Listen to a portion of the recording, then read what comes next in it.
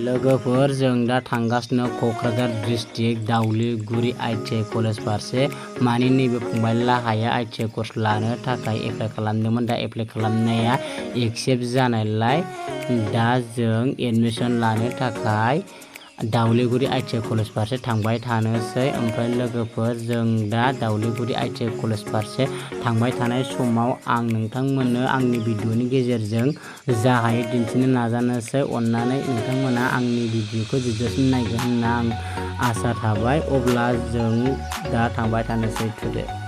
गेटनि मोखाङावनो वाल घरि होनाय दङ नै। दा टाइमा बेसे जाखो? टाइमा बेसे दा 11:17 जाबाय।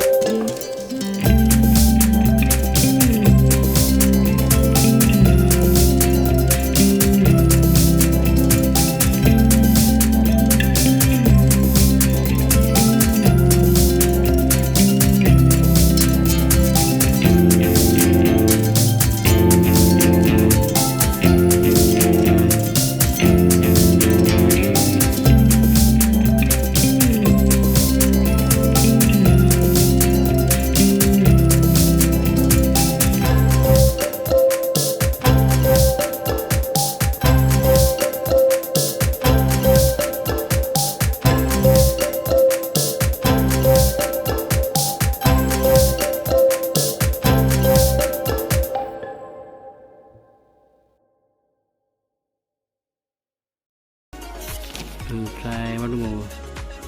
मा मोनलायनाय दंखाय कसन मानि 250, ओमफ्राय ट्रेनिं इउनियन फिस 175, ओमफ्राय मेडिकेल फिस 25, आइडेन्टिटि कार्डनि थाखाय 100 थाखा, ओमफ्राय गासै टटेल 550 आरो 550 आरो 625 सिनसिखो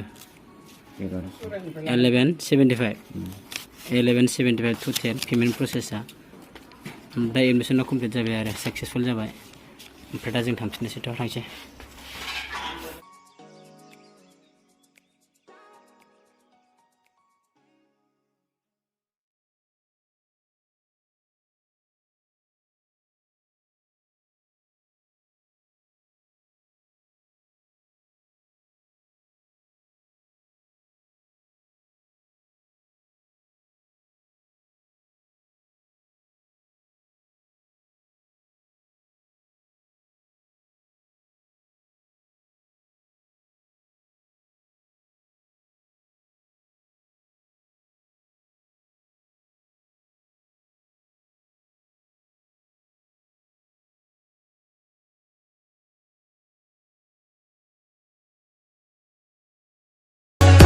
बै जाबाय रयेल एनफिल्ड श'रुम।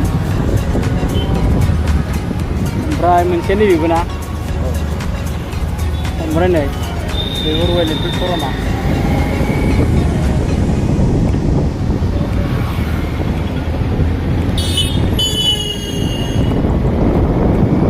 नैबे बिशाल मार्केट।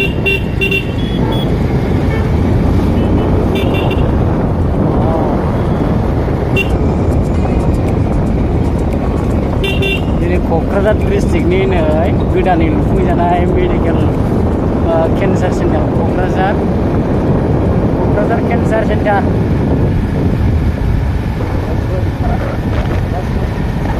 लोगोफोर दायो आं न'आव सफैबाय ओमफ्राय भिडिअखौ नायनानै माबायदि मोनदों कमेन्टआव खिन्थाहरब्लानो जाबाय ओमफ्राय नोंथांमोनखौ आंनि भिडिअखौ जोबजासिम नायनो थाखाय आंनि आयना बड' इउटुब चेनेलनिफ्राय नोंथांमोनखौ गोसो गोथारै बरायना लानाय जाबाय ओमफ्राय दिनैनि भिडिअखौ बेखिनियावनो दोनथ'नाय जाबाय लोगोफोर उननि भिडिअ नोंथांमोनखौ थाबैनो लोगो मोनफिननायखौ अननानै आंनि चेनेलखौबो माने साबस्क्राइब लाइक शेयार खालामनानै होलांदो लोगोफोर अननानै जाहाथे नोंथांमोननि अननायाव आंबो नोंथांमोननि सापर्टजों आंबो दावगालांनो हाबाय थायो बेनिखायनो नोंथांमोना आंनि आयना बड' इउटुब चेनेलखौबो साबस्क्राइब खालामनानै होबानो जाबाय आरो लोगोफोर अब्ला भिडिअखौ बेखिनियावनो दोनथ'नाय जाबाय लोगोफोर बाय बाय।